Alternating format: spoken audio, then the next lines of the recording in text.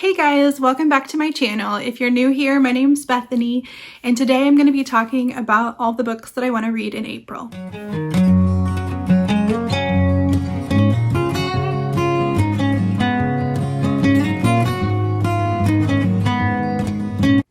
For April, I have a few different options for picking out my TBR.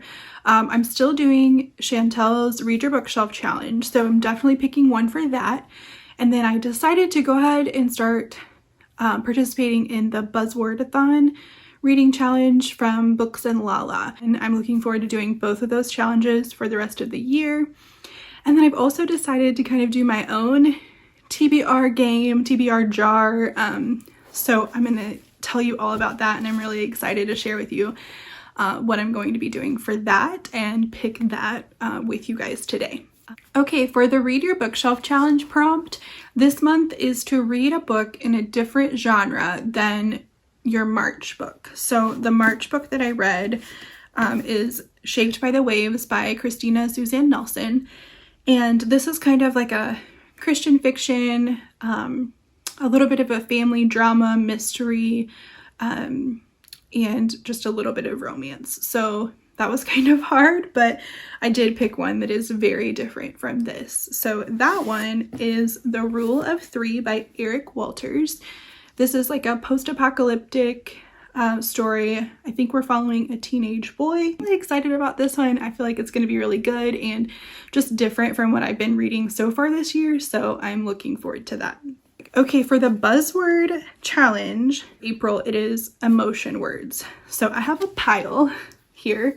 I have 2 nonfiction and 2 fiction. So the first one is The Treasure Principle by Randy Alcorn, and the subtitle is Unlocking the Secret of Joyful Giving. So joyful is why I chose this one for the emotion.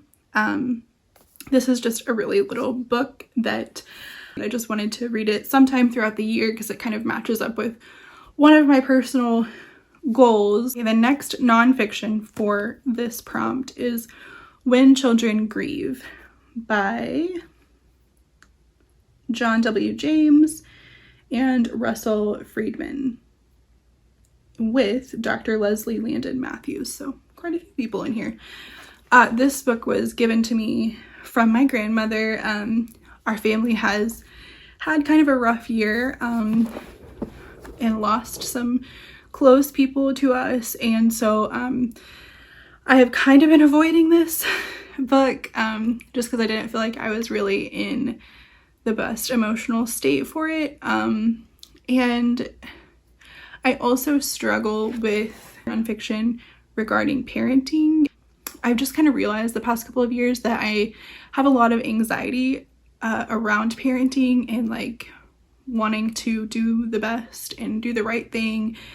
And I used to consume a lot of nonfiction, like parenting, self-help, and I think that's good sometimes, but sometimes it can just make me really hypercritical of myself and the choices that I've made. And so I'm going to, if I read this month, which I do want to get to it, I think it's important, but I'm going to try to approach it really prayerfully and try to just give myself grace and look at it as a tool for me and not like a critique of what I have done or the choices that I have made. So I'm sure some of you can relate to that if you're parents, just how sometimes we can just be really hard on ourselves and really unsure about the decisions that we make and just wanting to do the right thing for our kids. For the first fiction for this prompt, I have We Hope for Better Things by Erin Bartels, which I really want to read from this author, and so I hope to get to this one.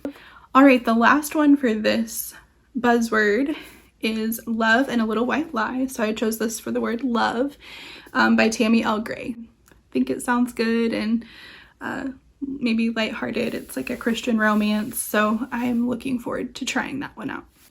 Okay, now we're going to talk about my new TBR jar that I made.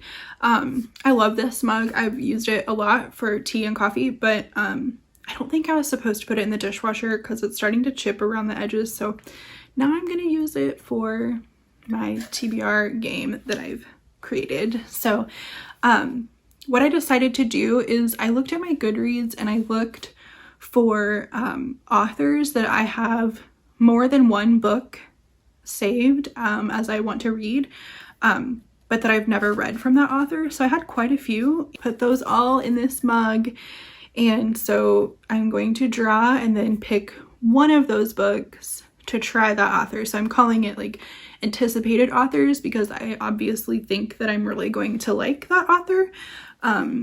So I'm really excited to do something like this and pick that. So I'm going to try to mix them up a little bit. Here we go.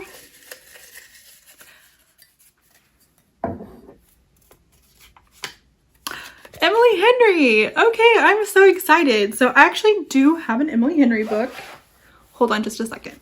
Okay, so I just got Book Lovers by Emily Henry, and I actually almost picked this for the lovers for the buzzword too, but then I didn't because I knew that her name was in the jar, and so I thought I'll wait and maybe pick that another month. So I'm really excited to try this, and I'm excited to try Emily Henry.